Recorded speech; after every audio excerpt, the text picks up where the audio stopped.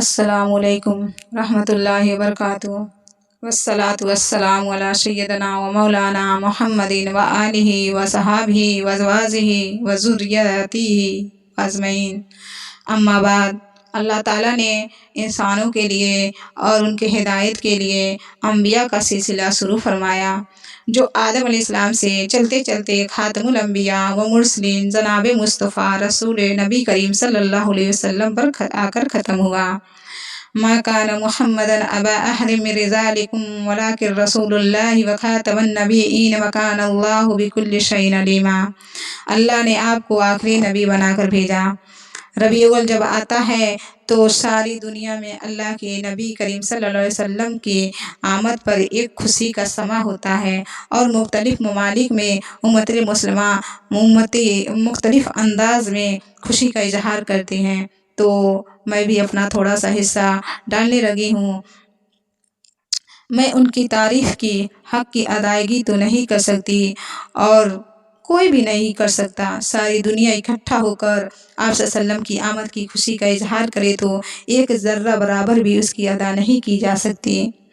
دو ہستیاں ہیں جنہیں ہم کسی بھی تاریخ کے احاطے میں نہیں لا سکتے، وہ ہماری تاریخ سے بہت بالا تر ہیں۔ ایک اللہ تبارک تعالیٰ اور ایک ان کے محبوب نبی کریم صلی اللہ علیہ وسلم ہیں۔ دو ہستیوں کی تعریف اس لیے کرتے ہیں کہ وہ ہمارے لیے وسیلہ نجات ہیں، وہ ہمارے لیے بخشش کا ذریعہ ہیں، ورنہ ہم اللہ کی تعریف کا حق کی ادائیگی نہیں کر سکتے، ان کے محبوب کی حق کی ادائیگی نہیں کر سکتے۔ ہمارے نبی کریم صلی اللہ علیہ وسلم کو اللہ تبارک تعالیٰ نے سارے عالم کے لیے بنا کر بھیجا، انسانوں کے لیے بنا کر بھیجا، سارے جناتوں کے لیے بنا کر بھیجا، سارے جانوروں کے لیے بنا کر بھیجا، چرند پرندوں کے لیے بنا کر بھیجا۔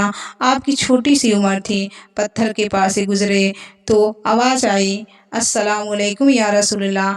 آپ درختوں کے پاس سے گزرتے تھے تو سلام آتی تھی، السلام علیکم آواز آتی تھی، السلام علیکم یا رسول اللہ۔ آپ صلی اللہ علیہ وسلم کی آمد پیر کے صبح 12 ربیع الاول 4:20 یا 22 پر ہوئی، اور پہلے سے اعلان ہو رہا تھا کہ ہمارے نبی کریم صلی اللہ علیہ وسلم آ رہے ہیں، اور سب سے بڑا قبیلہ قریش خاندان سے آ رہے ہیں، سب سے اعلیٰ خاندان ہاشمی خاندان سے آ رہے ہیں۔ ہمارے نبی کریم صلی اللہ علیہ وسلم جب پیدا ہوئے تو پوری کمرہ روشن ہی روشن ہو گیا تھا، اور جب ہمارے نبی کریم صلی اللہ علیہ وسلم پیدا ہوئے تو بالکل صاف اور شفاف پیدا ہوئے، عام بچوں کی طرح نہیں۔ السلام علیکم ورحمۃ اللہ۔ اگلا پارٹ میں